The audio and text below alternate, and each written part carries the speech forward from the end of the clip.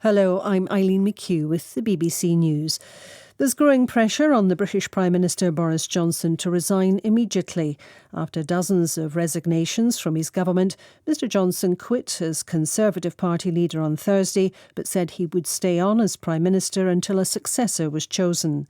The former Conservative Cabinet Minister, Justin Greening, says it's unsustainable to remain in office under such circumstances. I think a lot of people will be confused about how you can be a Prime Minister who resigns and then essentially appoints yourself as a caretaker Prime Minister. And I think for the party in particular, as well as the country, this is about moving on. And therefore, whilst Boris is still at number 10, and I can understand the arguments people are making for that, but whilst that is still the case, it's harder for the party and the country to move on. The US President Joe Biden has said he looks forward to continuing to cooperate closely with the government of the United Kingdom, including on Ukraine. From Washington, here's our senior North America correspondent, Anthony Zerker.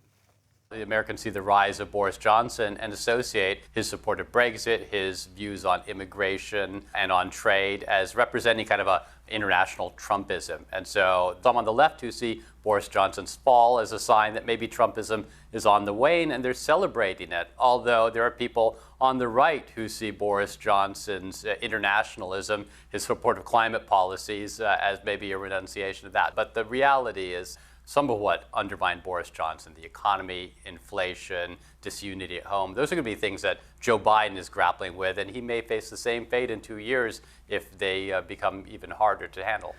The former US police officer whose murder of George Floyd sparked international protests in support of black rights has been given a new prison term. The officer, Derek Chauvin, who is white, has been sentenced to more than 20 years on federal charges for violating Mr Floyd's civil rights.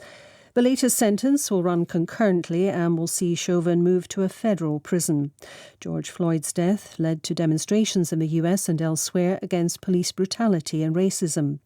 George Floyd's brother, Philonise Floyd, gave his reaction to reporters outside court. I'm just upset that he didn't get the maximum amount of time. He had his knee on my brother's neck for 9 minutes and 29 seconds. Chauvin showed that he had no conscience, he showed no empathy, he showed no compassion. A US jury has convicted the former president of the Silicon Valley firm Theranos of defrauding investors. Ramesh Sunny Balwani ran the blood testing company with his business and romantic partner Elizabeth Holmes, who was convicted on similar charges early this year. Mr Balwani was found guilty of all 12 counts of fraud. World News from the BBC. The former president of Burkina Faso, Blaise Compaoré, has arrived back in the country after spending 7 years in exile. The government had previously confirmed he would make a brief visit to hold talks with the military leadership as part of its reconciliation efforts.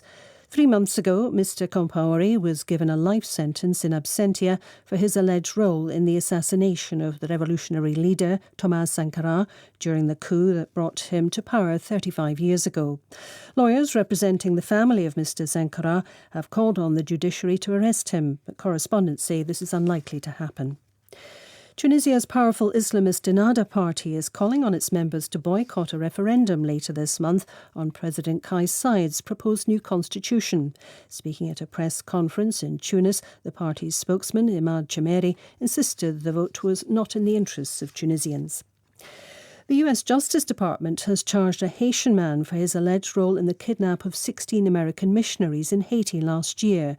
Jean Pelisse is a member of the 400 Mawozo gang. He was transferred to US custody in May. 5 of the missionaries were eventually released, while the others were said to have escaped. Tennis, Rafael Nadal has announced he's pulling out of Wimbledon because of an injury, ending his chances of winning a third Grand Slam in a row. He made the announcement at a press conference. I think it don't make sense to go, even if I tried a lot of time during all my career to keep going under very tough circumstances. In that one, I think it's obvious that if I keep going, the injury gonna be worse and worse, and that's the thing that I can say now, and feel very sad to say that. Earlier, Ons Jabeur won her semi-final to become the first Arab Grand Slam finalist. BBC News.